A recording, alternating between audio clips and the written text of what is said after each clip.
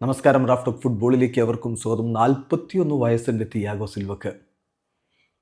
സംഗതി ഇപ്പോഴും അദ്ദേഹം ഫ്ലുമിനൻസിന് വേണ്ടി മോശമല്ലാത്ത പ്രകടനം നടത്തുന്നുണ്ട്. പക്ഷെ എന്നാലും ഇനിയിപ്പോൾ ഈ പ്രായത്തിലൊരു വേൾഡ് കപ്പ് സാധ്യതയൊക്കെ ഉണ്ടോ? എന്തുകൊണ്ടില്ല?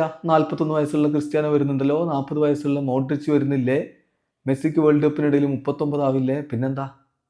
സ്വാഭാവികമാണ് ആ ചോദ്യം. പക്ഷേ മെസ്സിയും ക്രിസ്ത്യാനോയും ലൂക്ക മോഡ്രിച്ചും ഒക്കെ ഇപ്പോഴും അവരുടെ ടീമിൽ സ്ഥിരമായിട്ട് കോളപ്പ് കിട്ടുന്നവരാണ്, സ്ഥിരമായിട്ട് ടീമിൽ എടുക്കപ്പെടുന്നവരാണ്.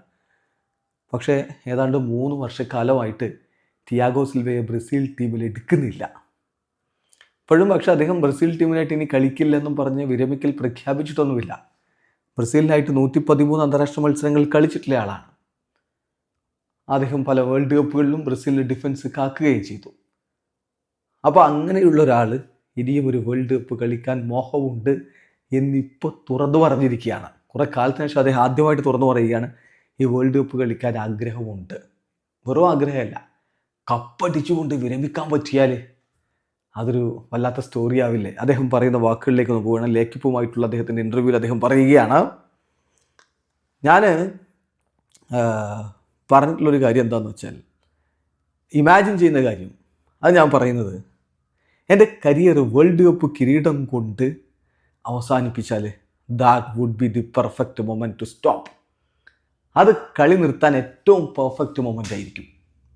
അത് ഞാൻ ആഗ്രഹിക്കുന്നുണ്ട്. പക്ഷേ എൻ്റെ പ്ലാൻ ഇതാണ് എന്നൊന്നും ഞാൻ പറയുന്നില്ല. ഞാൻ ഇങ്ങനെ ഈ ഒരു പ്ലാനിനെ കുറിച്ച്, ടീമിലേക്ക് മടങ്ങിയെത്തുന്നതിനെ കുറിച്ച് കാർലോയോട് സംസാരിച്ചിട്ടുമില്ല. കാർലോ ആഞ്ചലോട്ടിയോട് ഇങ്ങനെ മടങ്ങിയെത്തണം, വേൾഡ് കപ്പ് കളിക്കണം എന്നുള്ളൊരു ആഗ്രഹം തുറന്നു പറഞ്ഞിട്ടില്ല എന്ന് അദ്ദേഹം. എന്നിട്ട് അദ്ദേഹം പറയുകയാണ്, ഞാൻ അദ്ദേഹത്തെ ഫെഡറേഷൻ ഓഫീസിൽ പോയി കണ്ടിരുന്നു, സംസാരിച്ചിരുന്നു. പക്ഷെ എന്നെ ടീമിലെടുക്കണം അങ്ങനെയുള്ള കാര്യങ്ങളെക്കുറിച്ചൊന്നും ഞാൻ ആവശ്യപ്പെട്ടിട്ടില്ല, സംസാരിച്ചിട്ടില്ല. കാർലോക്കറിയാം ഇപ്പോഴും എന്നെ വേണമെങ്കിൽ ടീമിലേക്ക് എടുക്കാം, ഞാൻ ഇപ്പോഴും അവൈലബിൾ ആണ് എന്നുള്ളത് കാർലോക്ക് അറിയാവുന്നതാണ്. സോ ബാക്കി തീരുമാനങ്ങൾ അദ്ദേഹമാണ് എടുക്കേണ്ടത് എന്നാണ് ഇപ്പോൾ തിയാഗോ സിൽവ പറയുന്നത്. സിൽവയെ പോലുള്ള ഒരാൾ 41 വയസ്സായി. അതാണ് അദ്ദേഹത്തിൻ്റെ ആ ഒരു മികവ് ഈ പ്രായത്തിൽ അതുപോലെ ഉണ്ടോ എന്നൊരു സംശയമാണ്. അതർക്കമൊന്നുമില്ല. ഇപ്പോൾ ബ്രസീൽ സീരിയയിലൊക്കെ നന്നായി കളിക്കുന്നുണ്ടല്ലോ എന്നൊക്കെ പറയാം. പക്ഷേ വേൾഡ് കപ്പ് പോലുള്ള ഒരു ടൂർണമെൻറ്റിൽ എത്രത്തോളം അദ്ദേഹത്തിന് ഈ പ്രായത്തിൽ മികവ് കാണിക്കാൻ പറ്റുമെന്നുള്ളത് കണ്ടറിയണം. പ്രത്യേകിച്ച് ബ്രസീലിൻ്റെ സെൻറ്റർ ബാക്ക് പൊസിഷനിൽ വളരെ മികച്ച കുറേ താരങ്ങളുണ്ട് എന്ന കാര്യം കൂടി നോക്കണം. അപ്പോൾ അദ്ദേഹത്തെ എടുക്കുമോ? പക്ഷെ അദ്ദേഹത്തിൻ്റെ ലീഡർഷിപ്പ് ക്വാളിറ്റി, അദ്ദേഹം ടീമിലേക്ക് വന്നാൽ താരങ്ങൾക്ക് ലഭ്യമാവുന്നൊരു കോൺഫിഡൻസ്, ഇങ്ങനെയൊക്കെയുള്ള കാര്യങ്ങളുണ്ട്.